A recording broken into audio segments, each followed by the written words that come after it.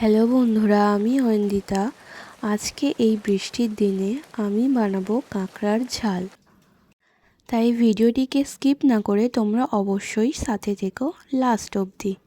কাঁকড়ার ঝাল বানানোর জন্য গ্যাসে কড়াই গরম করতে বসিয়ে দিয়েছি। এখানে কাঁকড়াগুলোকে ভালো করে ধুয়ে কেটে নিয়েছি এবং দাঁড়গুলোকে থেঁতে দিয়েছি যাতে মশলা খুব ভালো করে ঢোকে। এরপর নিয়েছি কিছু মশলা। পেঁয়াজগুলোকে খুব ভালো করে কুচি করে নিয়েছি। তোমরা চাইলে পেঁয়াজ বাটাও দিতে পারো, আর যদি কুচি করে দাও তাহলে এরমই পাতলা পাতলা করে কাটবে।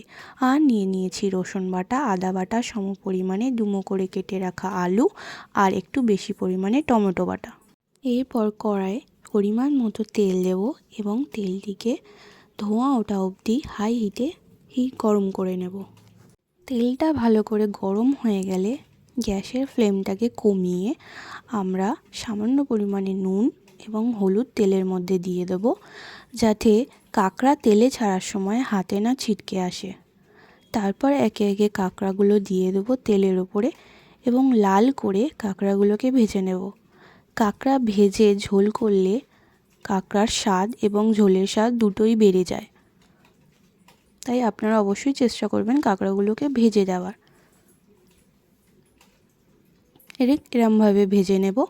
তারপরে একটি পাত্রে কাঁকড়াগুলোকে তুলে নেব এবং একই তেলের মধ্যে আলুগুলো সামান্য নুন দিয়ে ঢাকনা চাপা দিয়ে সিদ্ধ করা অবধি ভেজে নেব।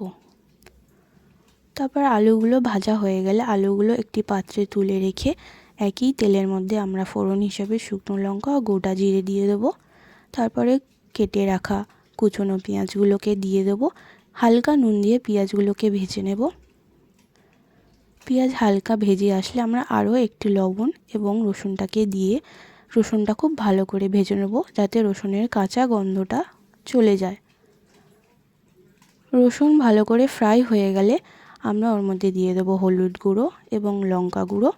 ভালো করে মিশিয়ে আমরা দিয়ে দেবো একটু ধনে গুঁড়ো, আগে থেকে বেটে রাখা আদা এবং টমেটো বাটাটা। তারপর সমস্ত মশলাগুলোকে একসাথে ভালো করে কষিয়ে নেব। মশলা কষে গেলে আগে থেকে ভেজে রাখা কাঁকড়া এবং আলুটা দিয়ে নেব। দিয়ে খুব ভালো করে নেড়ে ছেড়ে নেব, যাতে মশলাগুলো কাঁকড়ার গায়ে লেগে যায়। মশলা যাতে কড়াই না ধরে যায় তাই পাত্রে একটু জল নিয়ে বাটা মশলার আমরা ঢেলে দেব এবং ভালো করে নেড়ে চেড়ে নেব। মশলা কষে এলে একটু চিনি দিয়ে দেবো স্বাদটাকে ব্যালেন্স করার জন্য, যেহেতু আমরা একটু টমেটো বেশি দিয়েছিলাম। তারপরে মশলা পুরোপুরি কষে গেলে এবং কাঁচা গন্ধ দূর হয়ে গেলে আমরা এখানে পরিমাণ মতো গরম জল দিয়ে নেব।